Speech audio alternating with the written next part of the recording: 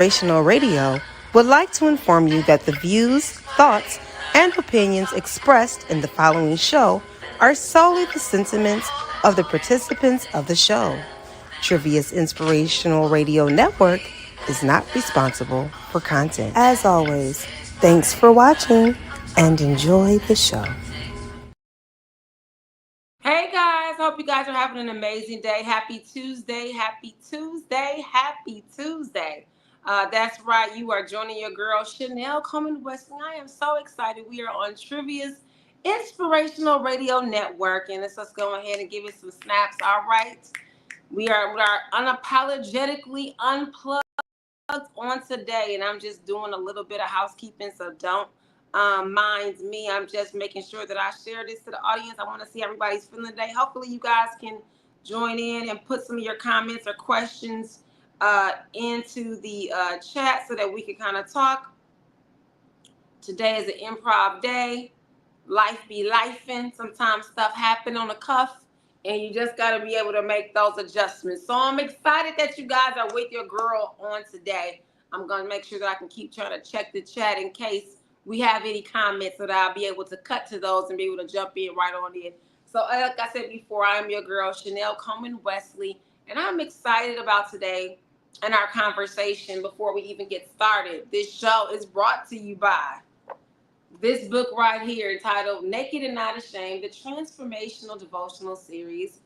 And this girl right here, she said yes to herself unapologetically. She is the Empower Her guide for women. So ladies, definitely make sure y'all check these two out. I'm excited about our conversation on today. And I want to catch you guys up on some things that have happened this year, some transitional periods that you girls had.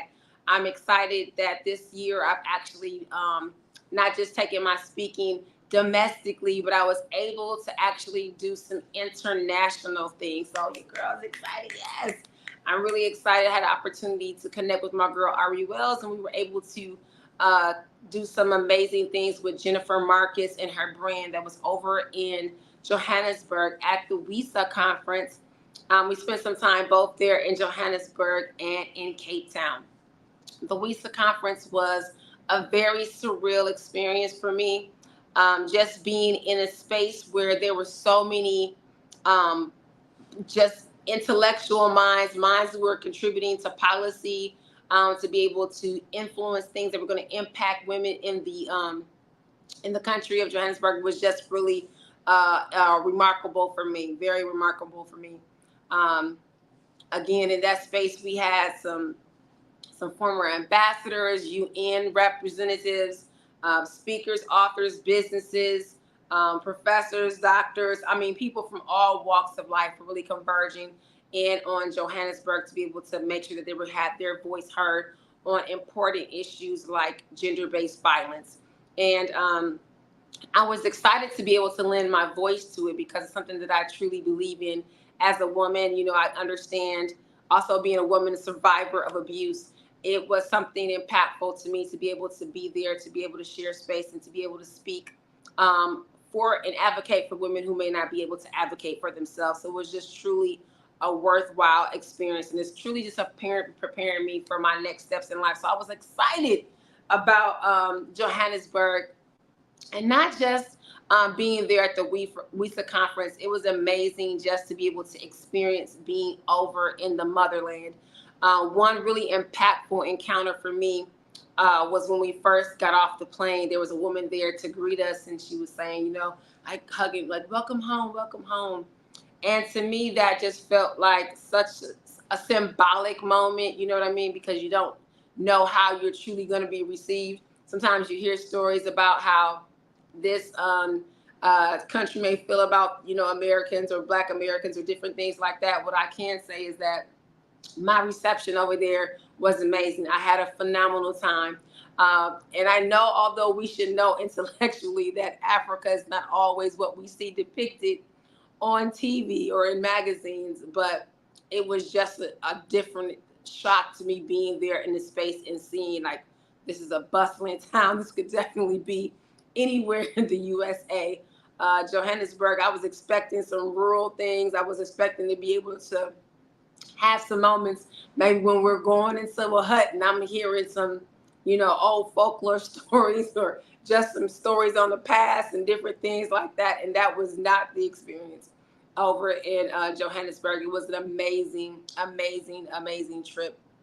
I got an opportunity to really connect with history and just be able to, like I said before, provide an impact for women. That was something that was truly important to me because I'm very passionate about pouring purposefully, powerfully, and just perfectly into women. So it was really something that was really amazing for me. Now, let's see. Now that we got that out the way, my highlights of the entire trip was actually the safari. Yes. And if you watched my page, then you already know where I'm going with it. It was the walk with the lions. Um, Prior to going to the trip, they had a choice of different activities that you could participate in. And originally, when I looked at the list, I'm like, I'm not doing none of this. This stuff seems crazy. Like, I'm not going to swim in any sharks. I'm not going to do any parasites. I'm not jumping off of anything. I'm not walking with no lions. It was just everything that was on the list. I'm like, nope, nope, nope, nope. And then I was thinking, okay, well, Chanelle, if you're going to go over here, you need to embrace the experience. You need to do something. And as I was looking over the list, to me, I felt like the walking with the lions was like the lesser of all the evils. And so I ended up watching a video prior to going. And in the video, the guides had these like little guns or different things like that. And so, I'm thinking like, well, okay, it seems like we have some type of protection in case something goes wrong. We get to the safari, which took us a few, at least an hour or so out from where we were in the city. And we get to this place after driving for a while. And then we get there, we're introduced to the guides. And the first thing that I noticed that the guides don't have any guns. And I'm looking at, and I'm like, well, where are the guns? And they're like, we don't use guns. And everybody had a stick. And they were like, we use sticks. And I'm thinking like, well, what in the heck is this stick going to do against, against some lions? And so they really explained to us the importance of trust, of building a mutual respect with the lions. And that the lions are taught to treat the stick as a barrier, as a boundary. And so the ideal is that the lions are not supposed to cross where you have the stick. And so they explained to us that, number one, you can't go in fearful. So what I wanted to do was scream and run and hide, but I didn't. I had to put on my big girl panties and say, we're going to rock this thing out. Don't be fearful because the lions can detect and sense the fear. And we couldn't have any bags because that would be confusing to the lions because the guides who were with us, they all had bags. And inside of those bags, they had raw chicken in there. And so if you have a bag, that would be they would be thinking that you have chicken and you don't. So that was the other thing. And so they just kind of cautioned us, number one, to allow the lions to lead, to stay in back of the lions. Why? Because lions like to hunt in stealth mode and they like to sneak up behind their prey and attack. And when I tell you there was nothing like when those lions turned the corner with the guide. I mean, when you are in a zoo or you're in a circus or wherever you are, you're far back from the lion, so you can't really appreciate its size and its depth. Let me tell you right now, when I saw those lions turn that corner, I was thinking like, girl, what are you really doing out here with these lions? But the guides were so confident about what they were doing, and they were just so amazing that it made me trust what they were doing. It made me believe what was in it. And you're right, allow the lions to lead. Allowing the lions to lead was a lot, reminded me about my walk with Christ, because a lot of times in life, I feel like I got a script. I feel like I got to play, a download, what I'm supposed to do. And a lot of times I want to take the Lord by the hand and just lead him where I want him to go. Like, Lord, we're going to do this and we're doing this and we're doing that. And sometimes I'm just checking off boxes and not even checking in. And that's not how this Christian walker experience is set up to be. It's allow the king to lead you. And in the movie Lion King, which is one of my favorite movies, you can see the respect and fear and awe that Simba has when he goes to take his step, but his foot is in the footprint of Mufasa. And it's like, wow, you know what I mean? He's understanding, like how big and how powerful and how strong his father is. And there's nothing like walking behind lions in real time, seeing those paw prints.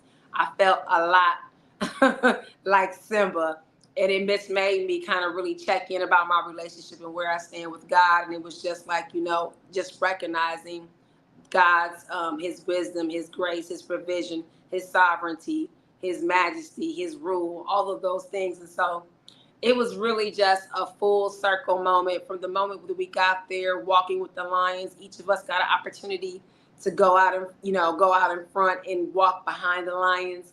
I went first. Your girl was like, I'm just gonna jump in and just go ahead and go after it. And so I started walking, and then everybody else did their thing. And then one of the rules that they told us was, you don't turn your back on the lions. So after we get done doing the walk, they bring us to this certain area, and they have one of the lions sit down on the ground, and then they use the chicken up on a stick, and they hold it up, and then the lion runs up the tree. And then they tell you one at a time, go stand in front, and take a picture. So initially you're standing facing the lion, and that was okay. But then they said turn around. Now that was one of the rules that they told us on the entire trip. Don't turn your backs on the lions. Allow the lions to be in front of you. So this was counter what the advice was. And I'm like, wait a minute, hey, why would we turn around? We all start just, chime in about, you told us not to turn around. So he's like, we got you, we got you. And so it took a lot of trust. I mean, because you have a lion up on a limb of a tree up here, just kind of perched up. You got a lion right here. They tell you don't give your back to the lion because that's what the lion wants to do, to pounce.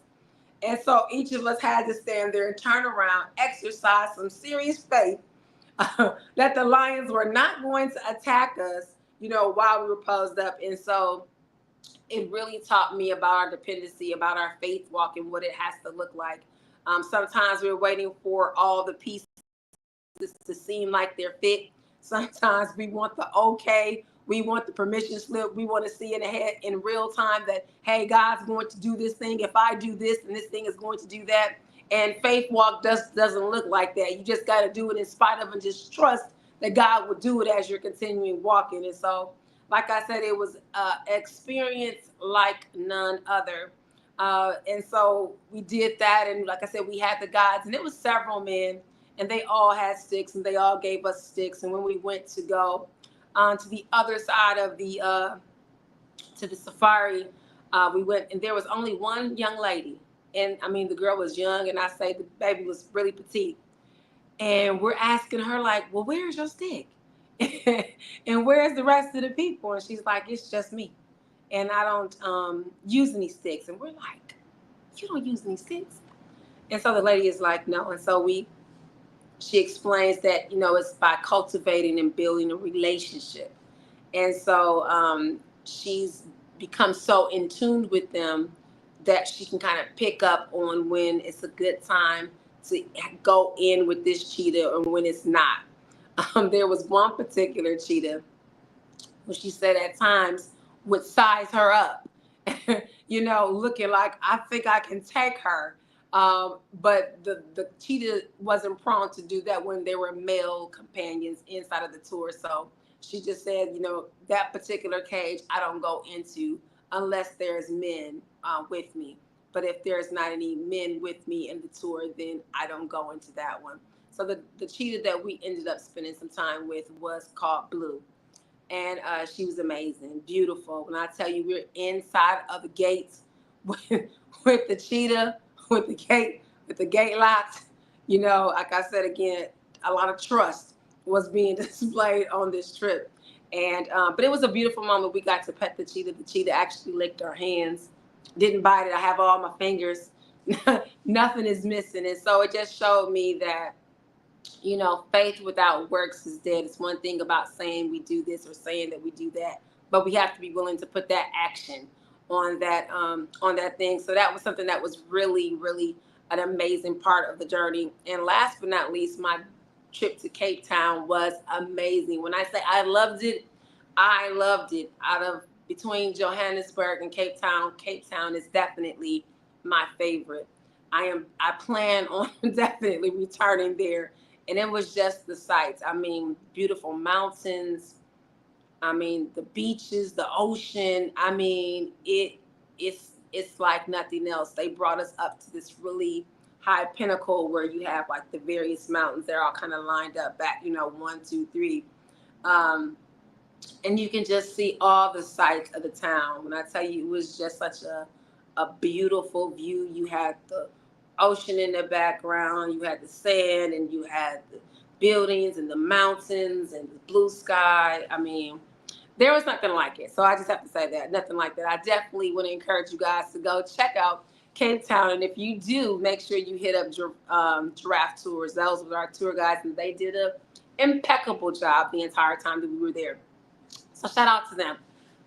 Now let's talk about this thing right here called Miss She Said Yes. For those of you who do not know, in this month in November on the 21st, we'll be dropping the next installation, book 3 to the She Said Yes series. And I'm just going to say, that is entitled The Empower Her Blueprint, Strategies for Women of Faith on the Rise.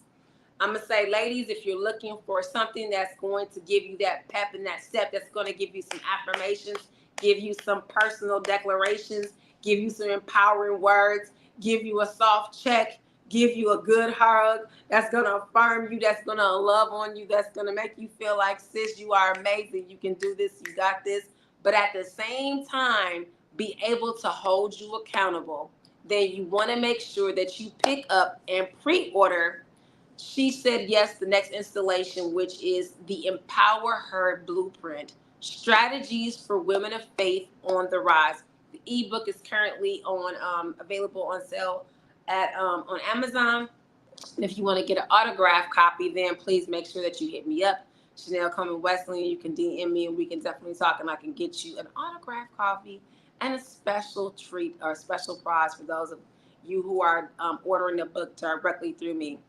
Um, I want to talk about my journey and how I've gotten to where I've gotten at this point. Everything started when I finally wrote this book right here. This book is called Naked and Not Ashamed, The Transformational Devotional Experience.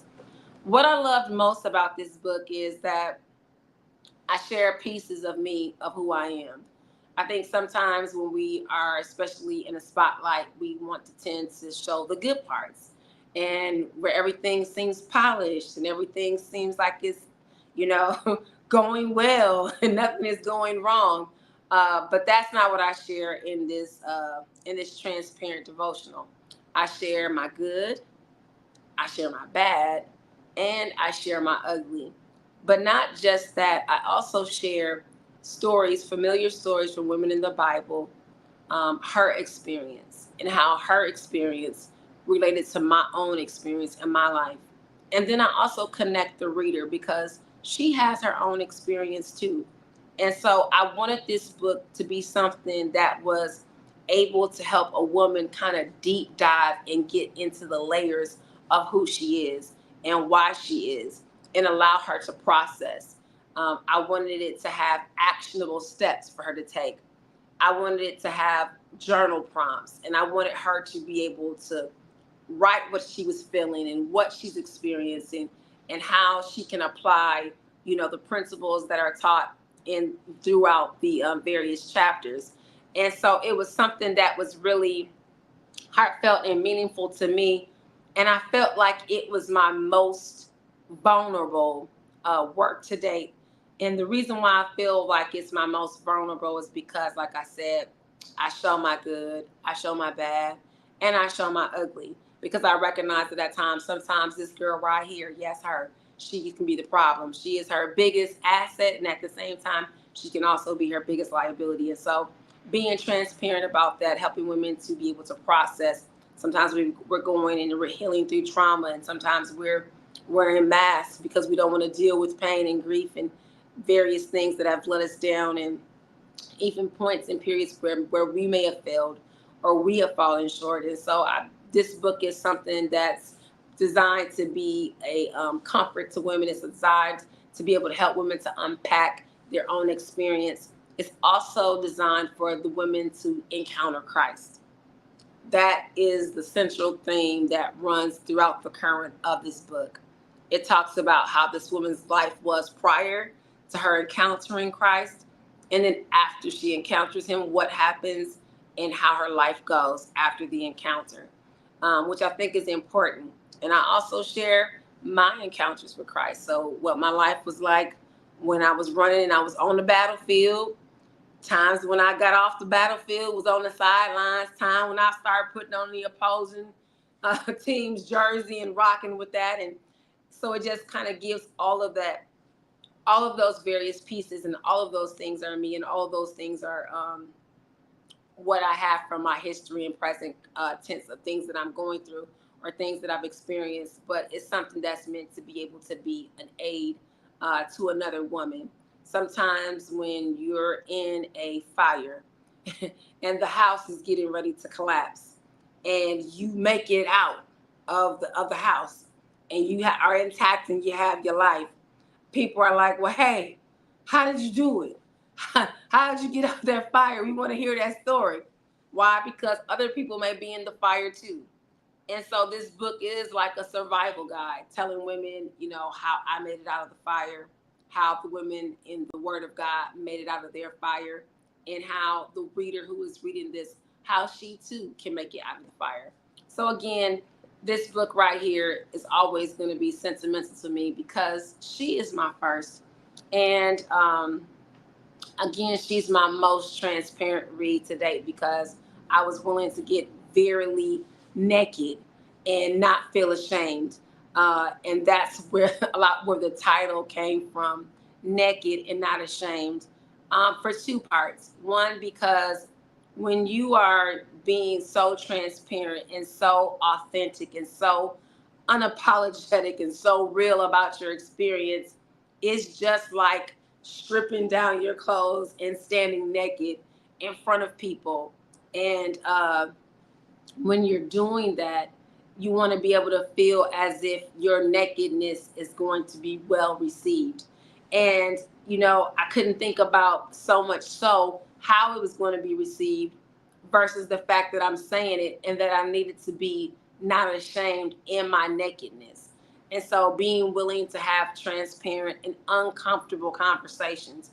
Sometimes we don't like to deal with ugly truths, but that's not going to change the truth from being ugly. And then sometimes we just have to deal with it, and we have to be willing to go through it. And so again, she is always going to be very special to me, always going to be so dear because, again, she is my first.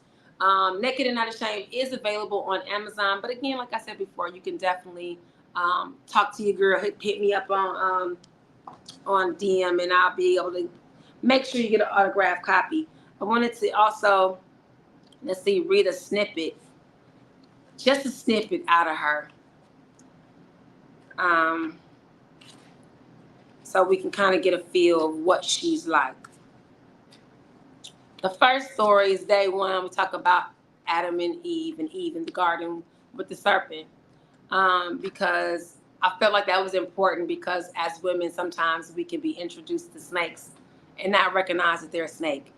Um, and sometimes, the snake can be hidden in other clothing and we don't always recognize it. And I paralleled it with a story with somebody who was a snake in my own life and who put me in a predicament where, I was abused. And so I felt like it was a good parallel. And then I also, like I said before, had the reader unpack her story. So I just want to read a snippet of Naked and Not Ashamed. This is day one, Naked in Deception. This is the first story in the book. Of all the places within the garden, in this great big world of ours, Eve could have possibly chosen to roam. Her footsteps led her to the forbidden tree.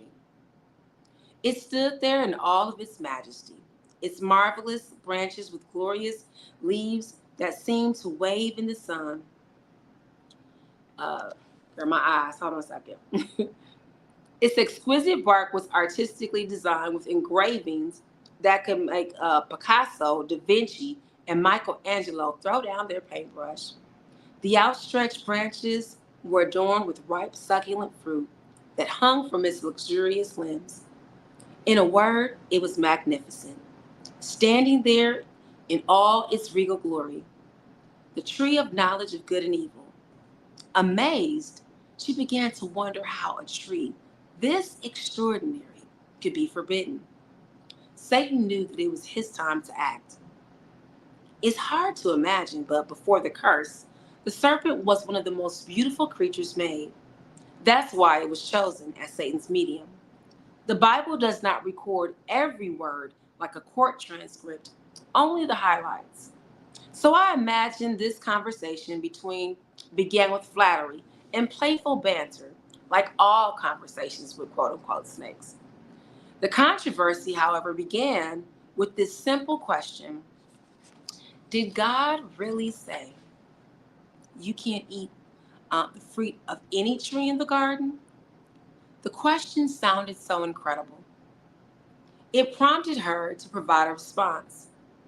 We can eat the fruits of every tree except this one.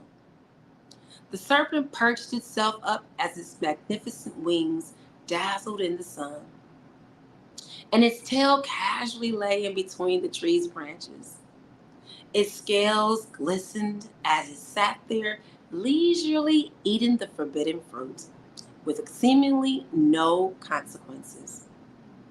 Instead of running away from the tree, with her arms flailing, she made a conscious decision to engage in a conversation with this captivating creature and to talk about this forbidden tree. She had never met anyone quite like them. As the two continued to talk, she saw his intellect, his quick wit, his charm, knowledge, and sophistication. Attributes he swore all came from this forbidden tree. And although the two had just met, it seemed as if they had known him forever. I'm gonna just stop right there. First of all, that's a lot of our experiences. Isn't it like that? We meet somebody who's a pretender. We don't know yet that they're pretending, and they're saying all the right things, that's hitting all the right places. And it sounds like, yes, you are exactly what I needed. You're saying all the things that I need you to say. And you understand me so well. No one has understood me this way. And as I was thinking about it, because, being a creative, that's kind of like how my mind works, and I can just kind of see storylines. I'm like, he did this the same way guys do when they're trying to smooth talk a lady, and sometimes you don't even recognize where it's coming from. But the end result is always negative when you're encountering a snake. Um, there was this story that was going around a couple of years ago. And a friend of mine shared it with me, and she was talking about there was a snake on the side of the road. And it was shivering. It was, kind of crippled because it was so cold, and it was on the brink of dying. So she picked the snake up. She warmed the snake up and put it into her bosom, and she carried it, and she continued her hike up this big mountain. And as she continued to walk and go further up the mountainside, uh, the snake seemed to warm up, and it in turn wrapped itself around her, kind of like almost in a hug. And she and the snake continued to go further and further up the mountain. And as she continued to go higher and higher up the mountain, she noticed that her air supply seemed to be getting like cut off. And she assumed it was because the altitude of climbing so high. And as she finally reached the top, she recognized that uh, she was in fact dying. And she looked at the snake, and it wasn't until then that she realized that he had been squeezing the life out of her. And she asked the snake, like, well, why would you do this to me? Like, I picked you up and I saved you. Like, why would you do this? And the snake was just like, well, I'm a snake. Like, that's what I'm supposed to do. And sometimes we want to rewrite people's narrative. We want to rewrite their story and to make them into the version of the person that we want them to be instead of accepting them for who they are. It doesn't mean that we can't pray for them and that we can't wish them well, but sometimes we just have to acknowledge what it is and where it is. And so this chapter, this first one about deception, talks about naked and deception, talks about that story with Eve and the serpent in the Garden of Eden. And I'm sure some of you have encountered some things like that where you've met someone who appeared to be somebody else. And as you continued having conversation or dialogue or situations were transpiring, you understood that this person was not at all what you thought they were. And so you can definitely resonate with her. The next thing that I want to talk about is this Miss She Said Yes to Herself. Unapologetically, the Empower Her Guide for Women, the Empowerment Guide for Women. This book has 21 strategies that will take you from waiting on it to walking in it. This is the woman that started everything. From She Said Yes, I produced 2 summits where She Said Yes. Then She Said Yes became an anthology. She Said Yes became a movement, a platform, and it's something that's still near and dear to me, will always be an essential building block of who I am. And because it's about, not about my necessarily stories as in detail as this one is, but it's more about principles and the things that I've learned. One of the things that really invoked me about the title was when I was going to YouTube University, because at the time, girl, let me tell you, I was on YouTube religiously. And one of my instructors who I had on YouTube was like, nothing provides more impact with your book like your next book. So then that meant that I needed to write another book. And I'm thinking, okay, well, what do I want to talk about? What can I say? What is the genre and the people that I speak to? I know that I speak to women. You know, what do I want to say to her? And I had to think about my life and my experience. I wanted it to be something that was authentic. I also wanted it to be something that was transparent. I also wanted it to be something that was going to provide transformation. And so I thought about my journey and where I was at that point in life. And I recognized that I was finally, after so many years of living life, that I was at a point where I was finally saying yes to myself after so many years of saying no and, just dealing with self-sabotage and low self-esteem and questioning my calling and my timing and my gifts and my ability and all of those different things, to finally be in a space where I was operating and exercising faith over fear, where I was conquering limiting beliefs and mindsets, and I was actually in a space where I could speak to the former version of myself. And so I wanted to figure out, well, what would I tell her? And what I would tell her is she said yes to herself, because I had finally said yes. But then my first yes was very weak and it was very timid and you could barely hear it. But as time grew, she became more bold, more daring, more unapologetic, more authentic, more real, more raw, more unfiltered, more unplugged. And she just became bold. And so that's what She Said Yes to Herself Unapologetically is all about. It's about women embracing their God-given talents. It's about women stepping up and walking into their power, not waiting, taking the control of the things. And, in life, sometimes we are looking for opportunities and we feel like we have to sit on the sidelines because the opportunity hasn't presented itself. Well, I'm going to say to you, sis, like this: if the opportunity that you want does not exist, it's your responsibility to create it. You can't just sit back and wait for things to happen. You gotta plan, have that plan, and then you got to be willing to put that plan into action, because plans without action are just dreams, right? And they'll stay that way. So she said yes to herself unapologetically. This is the empowerment guide for women. um, I love this book. I do. She is like that thing that's gonna make you feel like I got my good morning mantra. I'm gonna go ahead and do this thing. I'm gonna be excited about where I am in life. But I'm just thinking of where I want to read from her, just so you guys can kind of get a snippet of what she is. So let me see. I don't want to read about a boundary day. Um, let's see. Oh, I have my favorite parts that I like to read, and I'm trying to find one of my favorites. Um, Hold on one second. The power of perception. I think this is one of my most favorite chapters in the book. Hello, gorgeous. Two children sat at the kitchen table, arguing back and forth over 2 cups of grape juice.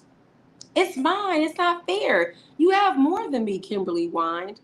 No, I don't. You have more than me, Stacy angrily retorted.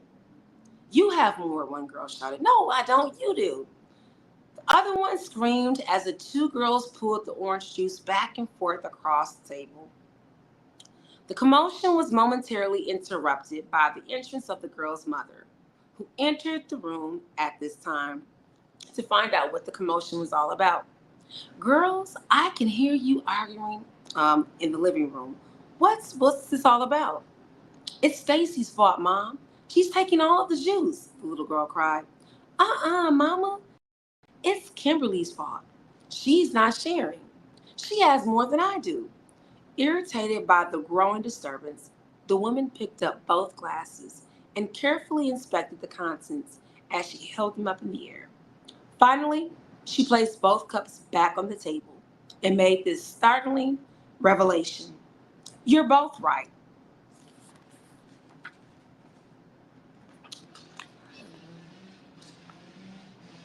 She announced. Both girls were quiet for a moment. Questions immediately flooded the girls' minds. How? How could they both be right if they were saying 2 different things? Mommy, how can we both be right? Kimberly wondered aloud. It's simple. No matter how many times I say who is right or who is wrong, you will both choose to see what you want to. So you both have exactly what you say that you have. After making this fascinating statement, their mother promptly turned around and triumphantly exited the room, leaving her daughters speechless. We may say yes to others, but there is someone who has been denied the benefit of our yes for far too long, and that person is you. When you think of living your life boldly and fearlessly, do you give yourself permission to pursue your wildest dreams? If we're honest, we tell ourselves no, it's not the right time, we need to wait. What if we fail, or what if we succeed? Sometimes we're frightened by the idea of our own success. We rationalize our way out of something that is specifically designed for us because we quote unquote don't see it. By the time we're finished, quote unquote, evaluating, we've decided not to do the thing that had our pulse racing and our heart beating so wildly a few minutes before. Why? Why are we so content with no? I mean, I could go on with this. She said yes to herself. It's a book that, again, challenges us to live our lives in a very bold, out loud fashion. It's a book that's going to celebrate you and say, I see you, sis. Keep going. Keep up the work. Keep moving. But it's also that same book that's going to give you that soft check like, no, sis, we don't do that over here. We got mountains to climb, so keep running. And, I'm going to come back and I'm going to walk with you and I'm going to take you through this fire. So that's what she said yes to herself unapologetically is about. So these 2 books are both available on Amazon. This is the part in our little interview where we go ahead and take a break and take a sip. I call this segment What's in Your Cup? Why? Because I feel like it's symbolic, both figuratively and literally, about what's in our cup. So I'm going to take my little break and take this little drink 1 second. Mm-hmm. Mm-hmm. Yes, ma'am. I love me some good juice, okay? And so I'm going to say this. When I'm thinking about what's in my cup, what's currently in my cup is a sense of, at times, feeling overwhelmed. This past weekend was a very emotional weekend for me. It's my brother. It was my brother's birthday. It would have been his birthday had he been living. And he just recently passed a couple of months ago. And it was something that was very hard. First, when people first, they die on this first birthday, first Christmas, first this, first that, without them is just very, um, it's shocking. It's making reality set in. It's a lot of different things. And so I was in a space over the weekend where I felt a sense of overwhelm, and I had to really kind of check into my feelings. A lot of times, uh, just trying to be the quote unquote strong person, you pack things up, and you pack things up and you tuck them away, and you know compartmentalize and tuck it away for a rainy day. Like, I'm not going to deal with that emotion now. I don't want that to deal with that. I'm gonna put that away. And it comes a point when those things start bubbling up to the surface. And so this weekend was absolutely one of those times for me. I started the day well. Pushed it to the back of my mind. No, we ain't gonna deal with that. Went to my cousin's birthday party. I'm like, yeah, no, I'm not gonna deal with it. And before the day was over, you know, just us, lots of emotions just began to just really sit in my space. So one moment I'm sad and I'm crying. One moment I'm upset and I'm angry. Just a whole sphere of emotions, and that's how the cycle of grief is. And just knowing that, having that sense of overwhelm lets me know a couple of things. Number one, that I have to unpack some of those things, and I have to give myself time and permission to heal, and recognize that being strong doesn't mean that I don't go through grief and that I don't experience pain. Being strong means that I understand my feelings and I'm in tune with my feelings, and I allow myself to have those feelings, and that I'm willing to unpack, and I'm willing to be able to maneuver and transition through my pain points to get to the other side, and to recognize the lessons and the blessings that come with those things. And I think sometimes when you have loss, it can be difficult to have an attitude of gratitude, but I'm going to be grateful for the time that I had with him. I'm going to be thankful for our connection. I'm going to be thankful for um, just knowing that, what he meant to me and what I meant to him, and our closeness and our bond.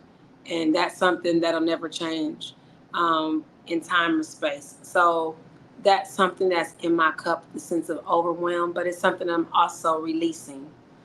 And I'm opening myself up to be able to receive healing, to be able to receive restoration, to be able to allow myself to process my feelings, and to tell myself it's okay, and to allow myself to have those feelings and own them, and recognize that although I'm here at this moment, that doesn't mean that I'm going to be here forever.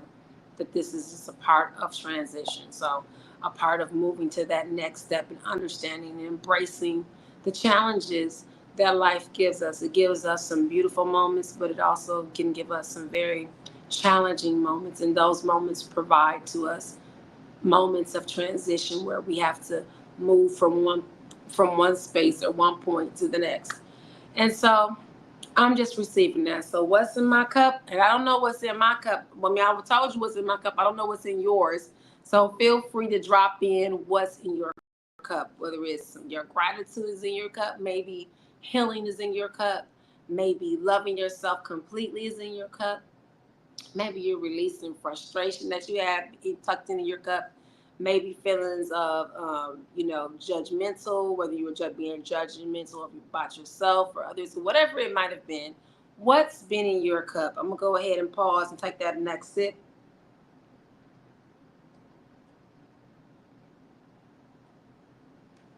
Mm-hmm. Yep, that's what was in your girl's cup. And I'm excited to release that because I'm definitely made and meant for more. Um, Last but not least, I want to talk about what your girl has coming up. I was very excited to be able to go to, let me take a step back. I was very excited to go to the Christian Book Lovers Retreat. It was in Charlotte, North Carolina. When I say it was amazing, it was amazing. My first time out, and I'm so excited that Dr. Vilma Bagby provided an opportunity for me to come. I will always be very appreciative and throw so many flowers out to Dr. Vilma Bagby. She is amazing. I absolutely love her. Um, I'm definitely going to tell you what's next, but I appreciate Dr. V. She was so intricate in me going to the Christian Book Lovers Retreat, finding out about it, and all those things. Next thing that I want to say is I had an amazing time in Phoenix, Arizona. I went to Perryville Correctional Facility. First of all, let me tell you, Arizona has a different heat. If you've never been there, I'm gonna tell you that heat is on ridiculous. I don't know who is controlling the heat over there, but whoever it is, they need to stop because it was so hot.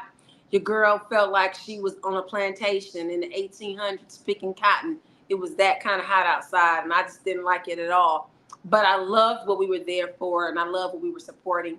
And it was such an impactful moment going there with my sisters, the bridge builders, Tina Marie Fowler, who was our the president and the organizer of Tina Marie and the Bridge Builders, being able to be there with my club sisters, being supporting of one another, and also being there to show up and to support the women who are dealing with incarceration. And it was a day that was just truly magnetic. It was something that spoke life over not just the women who were, there being incarcerated, but also the women who were there to share and to give back. And so it was just such an amazing experience. Something that I'm going to take with me in my journey. Something that I'm definitely proud of. So excited for that. I have to tell you guys, Milwaukee, Milwaukee, Wisconsin. Get ready, get ready, get ready. December 8th. On December 8th, 2024, it is getting ready to go down. A time will definitely be had. Why? It's going to be the She Planted, She Watered, She Bloomed. Get up and go, girl. This Women Empowerment Luncheon will be like nothing else. When I tell you it's a day to be loved on, to be celebrated, to be seen, to be loved, to be pushed, to be challenged. Honey, it's gonna be some tough love and some self checks and some sister checks, but also applauding, accountability, giving you tools, tips, and strategies to be able to see your next. I think so many times when we get to this part of the year, we're thinking about resolutions and we're thinking about where we want to be next, and we don't want to be in the same spot yet.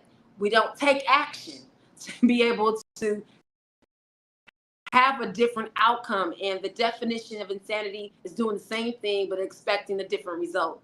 So, ladies of Milwaukee, baby, this time to be able to do something different. I want you guys to understand the value of investing in yourself. These tickets for a limited time, early bird tickets are $39.99. What did your girl say? $39.99. This early bird special will not last long. We only have a limited amount of tickets, so make sure you stop what you're doing and you go over and you get your tickets today. It's going to be an impactful event. Not only will your girl be there, me, Chanelle, Coleman, Wesley, but my girls, Dr. Millicent Driver is going to be in the building. Ari Wells is going to be in the building. Vanessa Moore is going to be in the building, and so many other people. You don't want to miss it.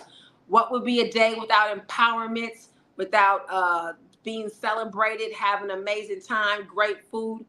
But you have to have some shopping along with that too, especially because it's the holiday season. And so if you haven't gotten that gift for him or her, or even for yourself, then don't worry, because we'll definitely have you covered, because we'll have some vendors in the space. So you don't want to miss it. Tickets are available over on Eventbrite. And if you are interested, we have a couple of speaker slots left. And if you're interested in participating, then just don't be afraid to hit me up on DM me on Facebook, or Chanelle Coleman Wesley, and tell me you're interested, and I'll give you the next steps for that particular opportunity, so that you'll have a chance, so that you can definitely show up and show out for your sisters, and be able to let them know what's next for them in 2025 and beyond. So again, I'm excited about that. The name of that event is She Planted, She Watered, She Blossomed, She Bloomed. Get up and go, girl. That's the Women's Empowerment Luncheon. Don't miss it.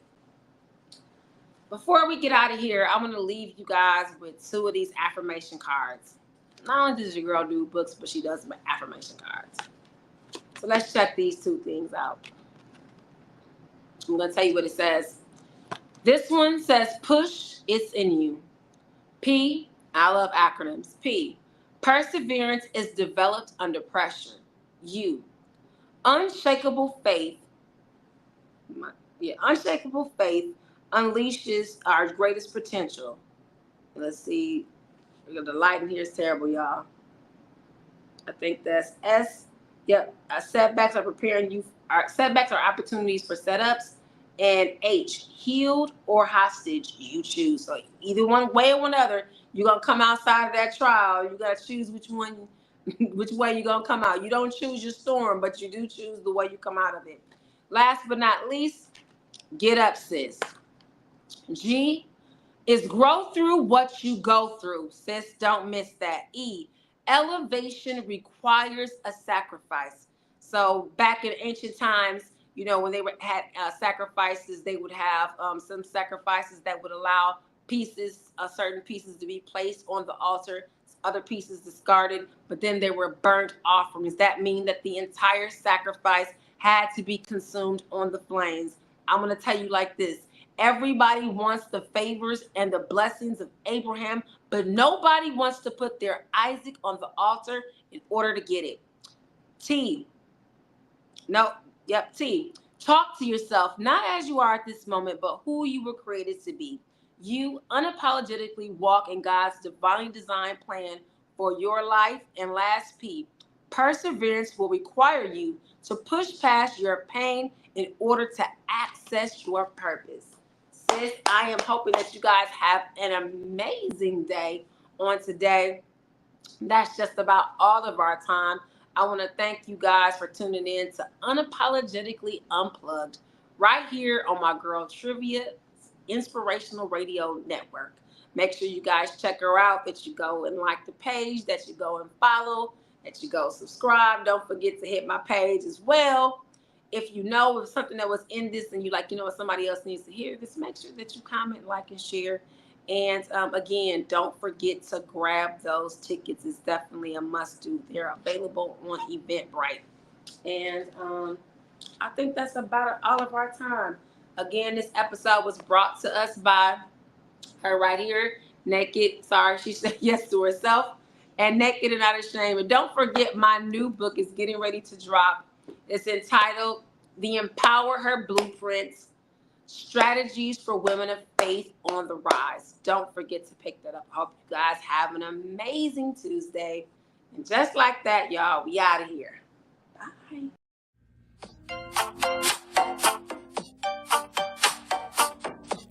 Do you love waking up early in the morning, struggling to figure out what to do with your hair?